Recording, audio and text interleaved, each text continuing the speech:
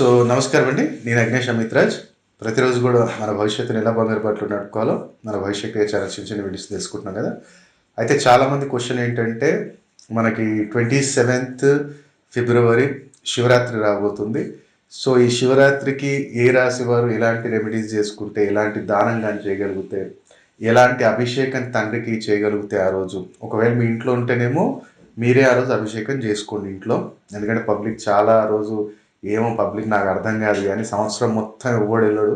శివరాత్రి అనగానే మాత్రం ఆ రోజు ఎగబడిపోయి అభిషేకాలు చేస్తే ఇప్పుడు సంవత్సరం మొత్తం రాకుండా నేను ఒక నెల వచ్చిన అటెండెన్స్ వేయంటే హెడ్ మాస్టర్ వేస్తాడా? వేయడు. ఏదో ఓకేలే అని చెప్పి ఆ ఒక్కరోజు ఎక్స్క్యూజ్ ఇస్తాడు తప్ప పూర్తిగా సాటిస్ఫాక్షన్గా బ్లెస్సింగ్స్ ఎప్పుడు ఇవ్వడు, అనుగ్రహం అనేది ఇవ్వడు. ఏదో నా నా నా సంతానమే కాబట్టి నా స్టూడెంటే అని చెప్పి ఆ రోజు ఏదో నువ్వు అనుకున్న దాంట్లో ఒక 10% ఇస్తాడు అంతే. సంవత్సరం మొత్తం ఎప్పుడు వెళ్ళకుండా శివరాత్రికి వెళ్ళిపోయి అభిషేకాలు చేస్తారు. నాకు అది పబ్లిక్ ఎంత పిచ్చోళ్ళో నాకు అర్థం కాదు.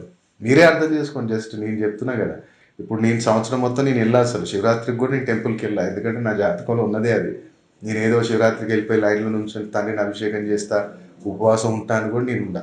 నా తండ్రికి ఏం ఇష్టమో అదే ఆ రోజు చేస్తాను నేను. ఇప్పుడు ఆ రోజు నేను నా ఎంప్లాయీస్ ఉన్నారు, నా ఎంప్లాయీస్కి మంచిగా ఆ రోజు ఏదైనా బోనస్ ఇస్తాను. ఆ రోజు సాయంత్రం పేదవాళ్ళు ఎవరన్నా ఉంటే, నేను ఒకవేళ ఉపవాసం ఉంటే నేను ఏమేమి తింటానో అవన్నీ వస్తువులు తీసుకెళ్ళి ఒక ఫ్యామిలీకో ఇద్దరు ఫ్యామిలీస్కో నేను స్పాన్సర్ చేస్తాను. నా తండ్రి నాకు అలాగ అనుగ్రహిస్తాడు. నాకు తెలుసు అది.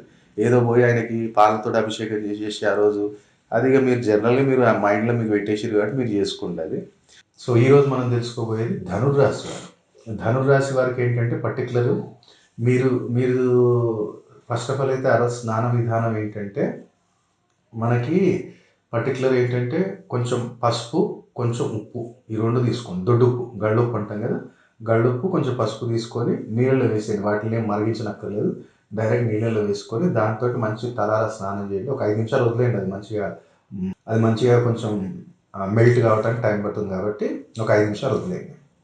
దాని తర్వాత వాటితోటి స్నానం చేసుకోండి. దీపారాధన ఇక్కడ చేసే విధానం ఏంటంటే, ఇంతకుముందు కూడా రాసేవారికి నేను చెప్పాను, మీరు ఎరుపు రంగు ఒత్తులు వాడండి, నెయ్యితో దీపం పెట్టండి. నెయ్యి పోసే ముందు ఏం చేయండి అంటే, దాంట్లో కొన్ని గసగసాలు వేసి నెయ్యి వేసి ఎరుపు రంగు ఒత్తులతోటి దీపం పెట్టండి. పులిహోర ప్రిపేర్ చేయండి. ఎవరైతే ధనుర్రాశి వారు, పులిహోర మీకు అయినంత వరకు కొంచెం పులిహోర శనగలు మంచి ప్రిపేర్ చేయండి. క్వాంటిటీలో ప్రిపేర్ చేసుకోండి. ఎప్పుడైతే మనం ఒక్క పొద్దు వదలనికి వెళ్తామో అది ఆ యొక్క పులిహోర శనగలు తీసుకొని అక్కడ ఎక్కడికైనా ఎనీ టెంపుల్, ఇప్పుడు ఆ రోజు సాయంత్రం కదా శివాలయాలలో మనకు ఆప్షన్ ఉండదు. ఎక్కడెక్కడ ఉందో వచ్చేస్తారు, అందరూ కుప్పలు ఉంటారు. ఆ రోజు ఇస్తేనేమో అక్కడ ఇవ్వండి, లేదనుకుంటే వేరే టెంపుల్ దగ్గర ఎక్కడైనా సరే కానీ ఈ రెండు ఆ రోజు సాయంత్రం పంచడానికి ప్రయత్నం చేయండి.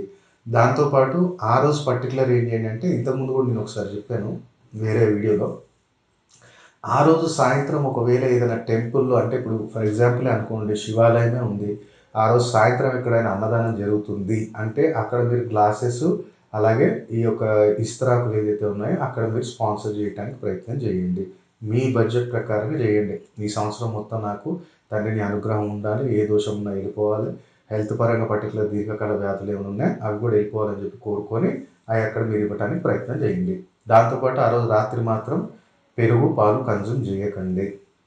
అలాగే ఈ పర్టికులర్ ఎవరైతే ధనురాశి వారు ఉన్నారో, తెల్లారి అంటే శివరాత్రి తెల్లారి ఎక్కడైనా సరే కానీ క్లీనింగ్ చేయడానికి ఆ పుల్ల చిపురు కట్లు వస్తాయి కదా, అవి స్పాన్సర్ చేయండి ఎనీ టెంపుల్ దగ్గర. ఇప్పుడు మొత్తం పొద్దున అంతా తిని పడేసి ఉంటుంది కదా, తెల్లారి ఏంటంటే ఈ ధనురాశి వారు ఏంటంటే ఇప్పుడు ఎట్లనో మనకి టెంపుల్ దగ్గర మొత్తం చెత్త చెదారం అంతా ఫీల్ అయిపోయి ఉంటుంది.